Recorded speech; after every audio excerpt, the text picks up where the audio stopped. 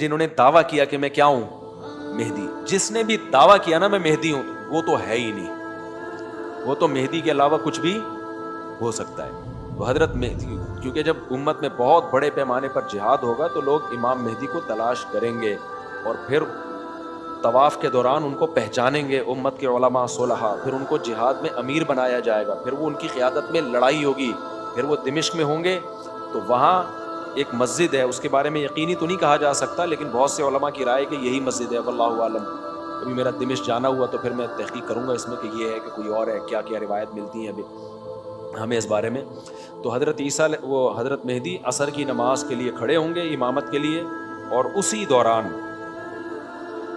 جو مینار ہے نا اس پہ حضرت عیسیٰ علیہ السلام بڑے بڑے بالوں کے ساتھ، اور آپ کے بالوں سے پانی ٹپک رہا ہوگا، فرشتوں کے کندھوں پہ ہاتھ رکھ کے نازل ہوں گے. اور دیکھو اب اسباب کی دنیا میں آ گئے نا، آسمان سے تو یہاں تک آ گئے، یہاں سے سیڑھیاں لگائی جائیں گی نیچے اترنے کے لیے. ٹھیک ہے، یہ بھی اللہ کی قدرت دیکھو، کیونکہ اب اسباب کی دنیا میں آ گئے. وہ فرشتوں کا کام اب کیا ہے، اب یہاں فرشتے نہیں، اب یہاں خود کرنا پڑے گا.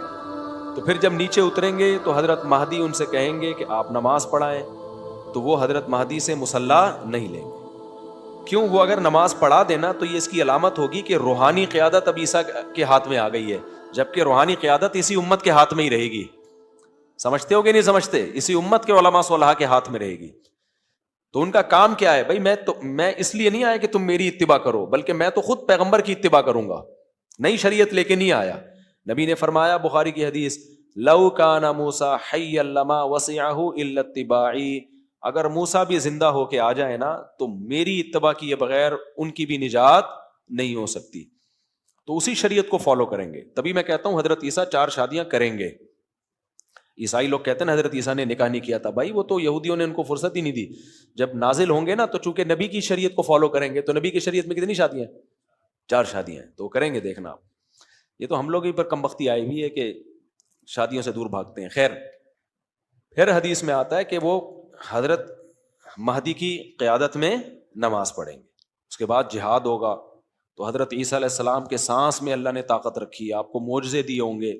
دجال کو قتل کریں گے، پھر یاجوج ماجوج نکلیں گے، وہ جو پھر حدیث میں بہت ڈیٹیل ہے اس کی. تو نبی صلی اللہ علیہ وسلم نے فرمایا اتنی بڑی لڑائی ہوگی کہ 1/3 مجاہدین شہید ہو جائیں گے اس میں، 1/3، سمجھ رہے ہو؟ اور 1/3 میدان چھوڑ کے بھاگ جائیں گے. اور فرمایا جو میدان چھوڑ کے بھاگیں گے اللہ کبھی ان کی توبہ قبول نہیں کرے گا. اور جو شہید ہوں گے وہ افضل الشہداء فی الارض ہوں گے اس وقت. اور 1/3 کو اللہ کیا دے گا؟ فتح دے گا. 1/3 دنیا پہ غالب آئیں گے، پوری دنیا پہ اسلام کی حکومت ہوگی.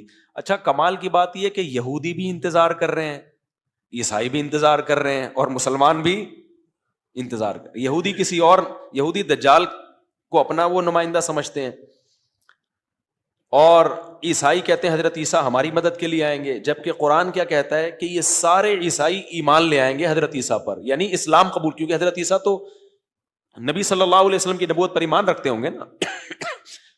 تو اب یہ تینوں کا ایک ہی جیسا پھڈا ہے، لیکن گراؤنڈ ریئلٹی کیا کہتی ہے؟ اس میں مسلمان برحق ہے. اگر ہم عیسائیوں کی بات مان لیں کہ حضرت عیسیٰ علیہ السلام عیسائیت کو دنیا میں نافذ کرنے کے لیے آئیں گے، تو عیسائیت کے پاس نہ اپنی کتاب محفوظ ہے اور نہ ان کا قانون محفوظ ہے. مسلمانوں کے پاس